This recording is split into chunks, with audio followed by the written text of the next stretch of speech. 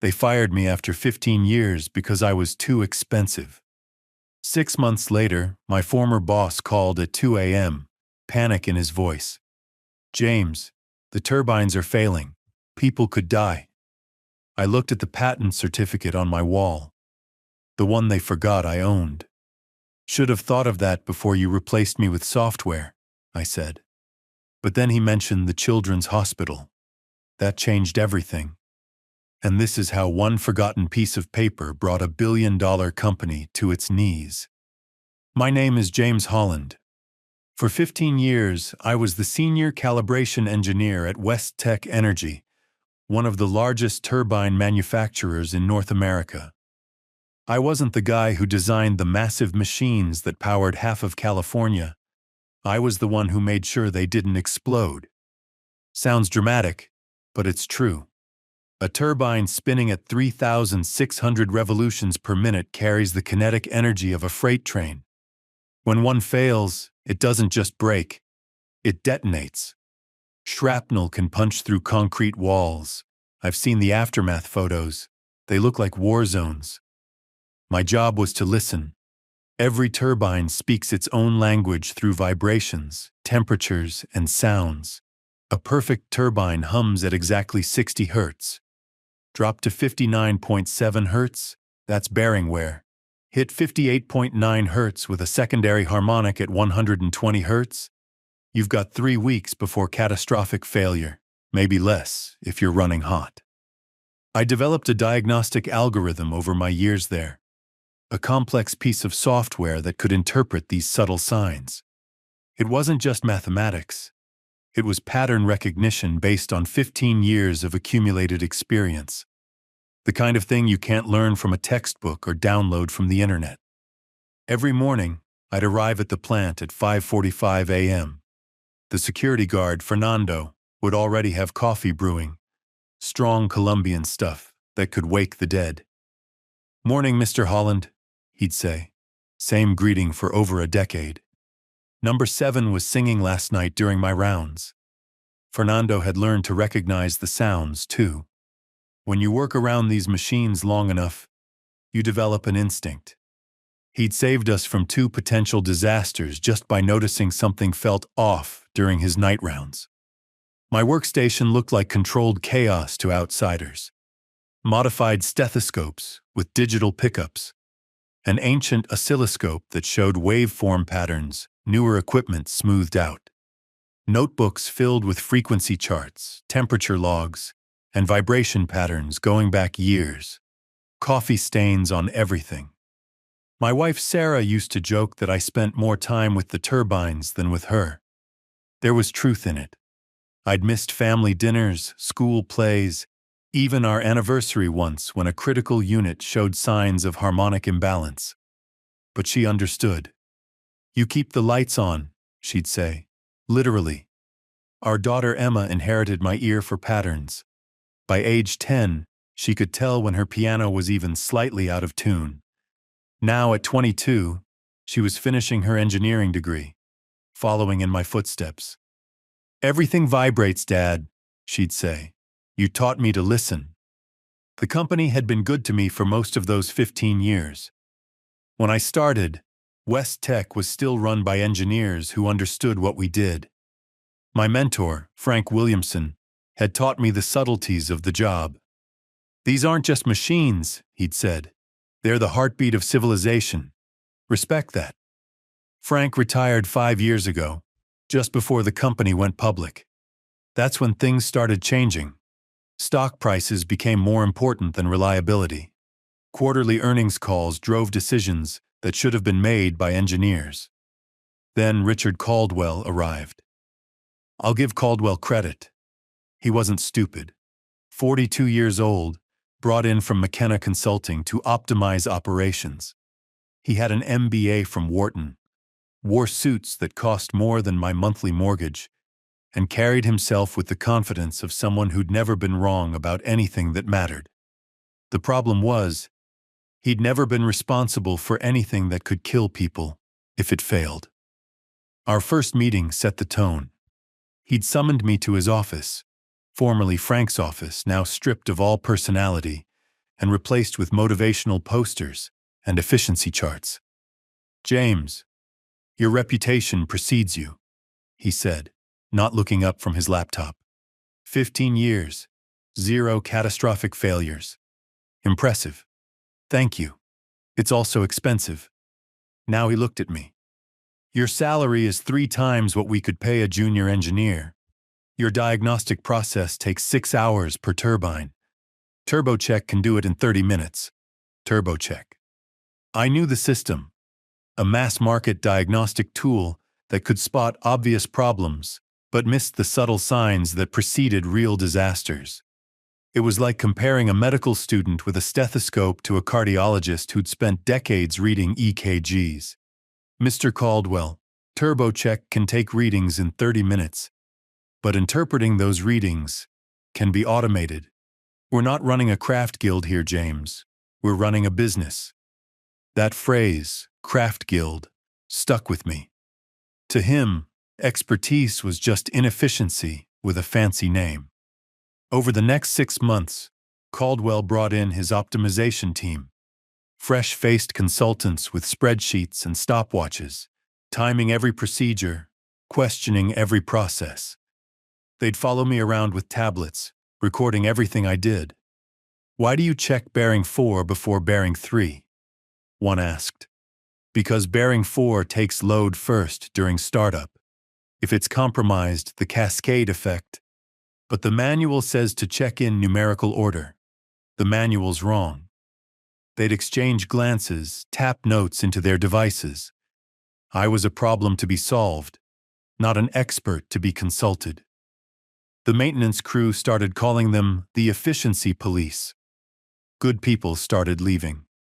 Rajesh from quality control, who could spot a flawed weld from across the room, took early retirement rather than deal with consultants questioning his every decision. Maria from assembly, 30 years of experience, transferred to our competitor rather than train her replacement. A robot that could turn bolts but couldn't feel when the torque was wrong. Caldwell held weekly alignment meetings, where he'd show charts and graphs proving how much more efficient we were becoming. Response times down 50%, labor costs reduced by 30%, automation implementation at 65%, and climbing. "We're building the future," he'd say, laser pointer dancing across projected spreadsheets. "Efficient, scalable, profitable." Nobody mentioned that our experienced workforce was hemorrhaging institutional knowledge with every resignation. I tried to adapt. I documented everything, created detailed procedures, even helped train the TurboCheck system with my diagnostic patterns. But you can't program intuition. You can't code the feeling in your gut when a machine sounds wrong in a way you've never heard before, but no means danger. The breaking point came in February. Turbine 17 at the Riverside plant showed anomalies. Nothing TurboCheck flagged, but I heard it. A whisper of harmonics that suggested resonance building in the powertrain.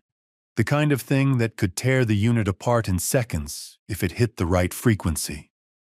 I recommended immediate shutdown for inspection. Caldwell overruled me. "The system shows green across the board. We can't shut down $1 million unit on a hunch." "It's not a hunch, it's tribal knowledge." "Yes, James, I know. But we make decisions based on data now, not feelings." I documented my objection, sent emails up the chain of command. All ignored. 2 weeks later, Turbine 17 threw a blade. It punched through the housing, missed a technician by 3 feet, and caused $4 million in damages. Only blind luck prevented fatalities. The investigation blamed unexpected metal fatigue. My emails mysteriously vanished from the server. When I tried to bring it up, Caldwell pulled me aside. "James, I need team players, people who understand that sometimes we take calculated risks. Calculated risks don't include ignoring safety warnings. Your interpretation of sounds isn't a safety warning. It's an opinion. And frankly, your opinions are becoming disruptive." I knew then that my days were numbered. The end came on a Monday morning in March. I arrived at my usual time to find my keycard deactivated. Security escorted me to a conference room where Caldwell waited with Janet from HR. Janet had been with the company 12 years, had pictures of her grandkids on her desk. She couldn't meet my eyes. "James, we're restructuring the diagnostic department," Caldwell said, sliding the folder across the table. "Your position has been eliminated. 15 years, reduced to a manila folder. Effective immediately. We'll need your badge and company equipment. Security will escort you to clean out your desk." I thought about Turbine 17, about the technician who'd almost died, about all the warnings I'd given that fell on deaf ears. But I just nodded, signed the papers, and let them walk me out like a criminal. The hardest part was the looks from my coworkers. Sympathy, anger, fear. They knew if it could happen to me, nobody was safe. Fernando tried to shake my hand, but security hurried me past. My box of personal items felt pathetically light for 15 years of service. In the parking lot, I sat in my truck, staring at the plant where I'd spent most of my adult life. The turbines hummed in the distance, their song muffled by walls and distance. I wondered who would listen to them now. Sarah was supportive, but I could see the worry in her eyes. At 51, starting over isn't easy. Our savings would last 6 months, maybe 8 if we were careful. Emma offered to take a semester off, help with expenses. I refused. Your education comes first. The job search was humiliating. Dozens of applications, a handful of interviews, all ending the same way. Overqualified. Too specialized. "Have you considered pivoting to management?" One interviewer, barely older than Emma, actually asked if I was comfortable with modern technology. I bit back the response that I'd forgotten more about turbine technology than he'd ever learn, and simply said yes. 3 months in, I was sketching turbine configurations on napkins at 3 a.m., muscle memory demanding an outlet. Sarah found me surrounded by coffee cups and technical drawings of improvements to systems I no longer had access to. "Maybe it's time to move on," she said gently. "Find something new." But what else did I know? Turbines had been my life. My brother-in-law, Ted, offered me a position at his Honda dealership. Assistant service manager. Good benefits, steady hours. Cars are just small engines, right? The thought of spending my days dealing with oil changes and brake jobs made me want to scream. But with bills mounting and savings dwindling, I told him I'd think about it. That's when Marcus Chen called. Marcus and I had worked together years ago, before he left engineering for patent law. We'd stayed in touch through Christmas cards and occasional lunches. He'd heard about my situation through the industry grapevine. "James, did you ever formally transfer your diagnostic algorithm patent to West Tech?" The question caught me off guard. Patent. From 2012. When you developed the harmonic analysis system. I helped you file it, remember? I did remember. Back when West Tech was smaller, more like a family business, they'd encouraged innovation.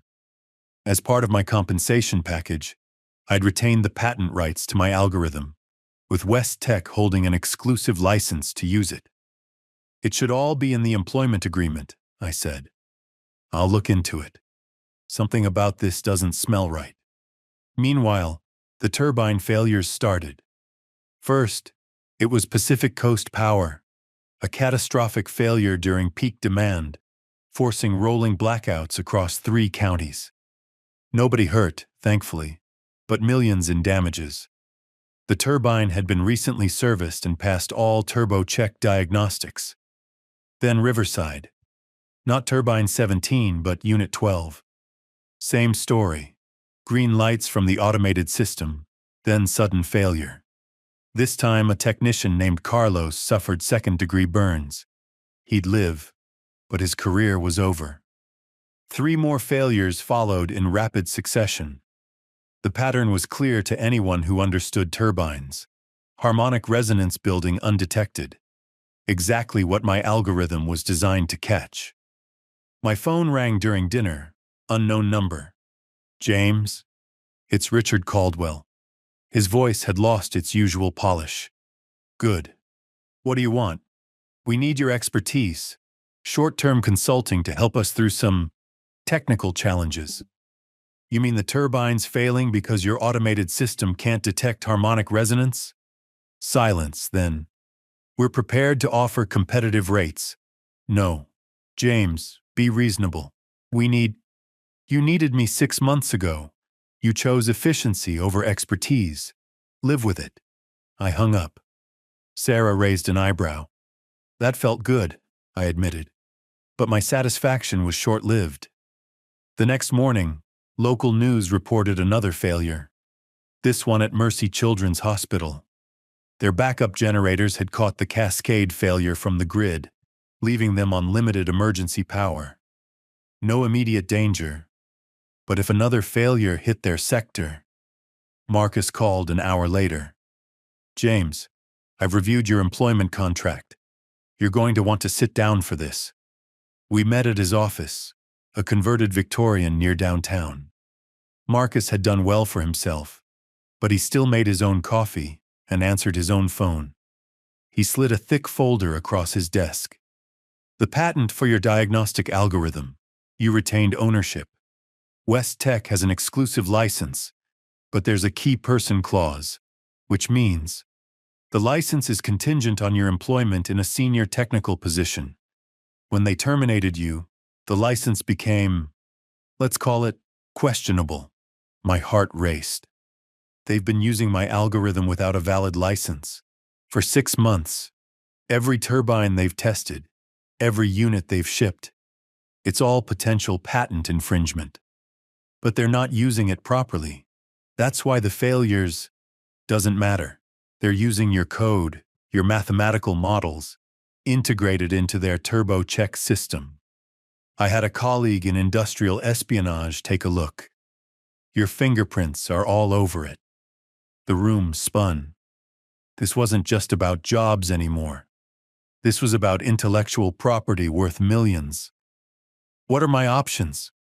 Marcus leaned back. We could sue. Damages, lost income, punitive awards. You'd win. But it would take years and destroy West Tech in the process. I thought about Fernando, about the technicians and engineers still working there, about the communities that depended on those turbines for power. There's another option, Marcus continued. Renegotiate the license. On your terms. That night I couldn't sleep. The moral implications churned in my mind. West Tech had wronged me, but destroying the company would hurt innocent people. But letting them continue meant more failures, more danger. Sarah found me on the porch at 3 a.m., staring at the stars. You're going to do the right thing, she said. It wasn't a question. How do you know? Because in 15 years, you never once put money over safety. You're not starting now. She was right, of course. The next morning I called Caldwell. We need to meet. Bring your legal team. The conference room at West Tech felt smaller than I remembered. Caldwell was there with 3 lawyers and 2 board members. His usual confidence was gone, replaced by something that looked like fear. I placed the patent documents on the table. You've been using my algorithm without a valid license for 6 months. James, I'm sure we can... I'm not finished. You've also been using it incorrectly, which is why turbines are failing. People are getting hurt. It ends now. One of the lawyers, a woman with sharp eyes and sharper suit, spoke up. What are you proposing? New licensing agreement. I retain ownership but grant West Tech exclusive use, if and only if it's implemented correctly. I'll train your team, oversee the integration, ensure safety protocols are followed. And in return, 5 times my previous salary as a consultant, retroactive licensing fees for the past 6 months, and a board seat to ensure this never happens again. Caldwell's face went red. That's extortion. No, I said calmly. Extortion would be suing you into bankruptcy and shopping my algorithm to your competitors. This is a business proposal. The sharp-eyed lawyer touched Caldwell's arm. We need to discuss this. They left me alone for an hour. I spent it looking out the window at the turbine yard, watching the massive machines that had been my life's work. They deserved better than cost-cutting and shortcuts. When they returned, Caldwell looked defeated. The lawyer spoke for them. We agree to your terms, with modifications. 3 times salary, not 5. Licensing fees negotiable. Advisory position, not board seat. 4 times salary, full licensing fees, and advisory position with veto power over safety decisions. Done. The next 6 months were a whirlwind. I trained a new generation of engineers, not just on the technical aspects, but on the philosophy of listening. The TurboCheck system was reconfigured to flag subtle anomalies for human review. The failure rate dropped to 0 within 3 months. But the real story was Caldwell. I could have destroyed him. During the integration, I discovered more than just incompetence. There were emails suggesting he knew the risks but prioritized cost savings. He'd sold significant stock holdings the week before the first failure. The SEC would have been very interested. Instead, I took a different approach. You have 2 choices, I told him privately. Resign quietly, or I forward these emails to the authorities. He chose resignation. The official story was pursuing other opportunities. He left with a modest severance and a permanently damaged reputation. Last I heard, he was working for a small consulting firm in Delaware, hopefully learning the difference between efficiency and effectiveness. The board brought in a new VP of operations, Dr. Monica Vasquez, an engineer who'd spent 20 years in the field before moving to management. Our first meeting was refreshing. Mr. Holland, I've reviewed the incident reports. We're lucky you were available to fix this mess. Luck had nothing to do with it. She smiled. No, I suppose not. Tell me, what do you need to ensure this never happens again? What followed was a complete overhaul of West Tech's approach to maintenance and safety. We implemented a mentorship program pairing experienced engineers with new hires. The diagnostic process became a hybrid: automated scanning for efficiency, human interpretation for accuracy. Fernando got promoted to head of security with a substantial raise. You hear things others miss, I told him. That's valuable. Emma graduated with honors and joined West Tech as a junior engineer. Watching her learn to listen to the turbines, seeing her develop her own intuition, made every battle worthwhile. Dad, she said after her first solo diagnostic, I get it now. They're alive, aren't they? In their own way. Everything that moves is alive, I told her. The trick is learning its language. The patent licensing fees were substantial, enough to ensure Sarah and I could retire comfortably whenever we chose. But I kept working. Not for the money, but because the turbines still needed someone who understood their songs.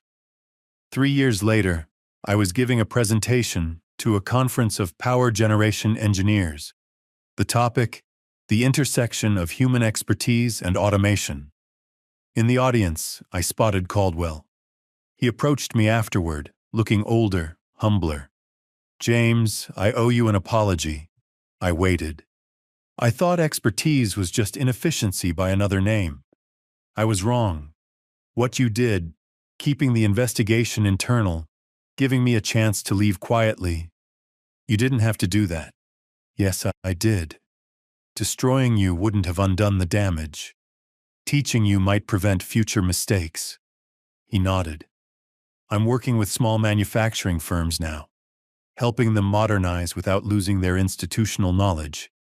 You taught me that efficiency without expertise is just disaster waiting to happen. It wasn't forgiveness exactly, but it was progress. The Children's Hospital never lost power. That's what matters most. When Mercy's administrator sent a thank you letter, I framed it next to my patent certificate. Both reminders that knowledge has value beyond monetary worth. Today, West Tech runs smoothly. The turbines sing their songs to engineers who know how to listen. The algorithm I developed is now industry standard, properly implemented and respected. The company's stock price is higher than ever. Turns out, reliability is profitable when you do it right. The turbines still sing every morning. Sometimes Emma joins me for the dawn inspection, her trained ear catching nuances I might miss. She's already improving on my algorithm, adding machine learning algorithms that enhance rather than replace human judgment. "You know what I love about this job?" she asked recently. "What's that?" "It matters. Every frequency we catch, every failure we prevent. We're literally keeping the lights on for millions of people." I smiled. "Now you understand." The patent certificate still hangs in my office, but it's not the most important thing on the wall. That honor goes to a photo. The entire diagnostic team, 23 engineers ranging from Emmy's age to mine, standing in front of turbine number 7, the one that sang its warning song all those years ago. At the bottom, someone wrote, "The listeners." That's what we are. Not inefficient, not outdated, not tribal. We're the people who hear what others miss, who understand that efficiency without expertise is just another word for disaster waiting to happen. And the machines, they're still singing. We're still listening. That's how it should be.